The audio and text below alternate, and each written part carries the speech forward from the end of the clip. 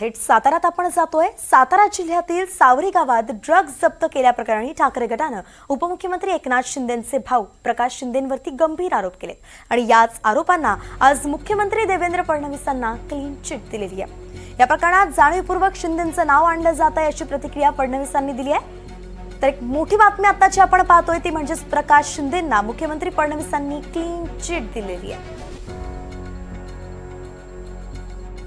पहिल्यांदा तर मी पोलीस विभागाचं अभिनंदन करतो की हा जो काही त्या ठिकाणी धंदा चालला होता तो पूर्णपणे त्याचा पर्दाफाश करून आणि त्याच्यावर मोठी कारवाई पोलिसांनी केली आहे। या संपूर्ण प्रकरणामध्ये जाणीवपूर्वक राजकीयदृष्ट्या कुठेतरी उपमुख्यमंत्री एकनाथराव शिंदेजींचं नाव आणण्याचा जो प्रयत्न चाललेला आहे तो चुकीचा आहे, तो निषेधार्ह आहे।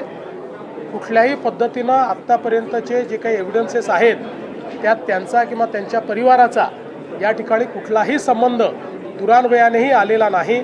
त्याच्यामुळे मला असं वाटतं की कुठेतरी दिशाभूल करून अशा पद्धतीनं बादराण संबंध जोडायचा हे काही योग्य नाही आहे। या संदर्भात पूर्ण चौकशी आम्ही करतो।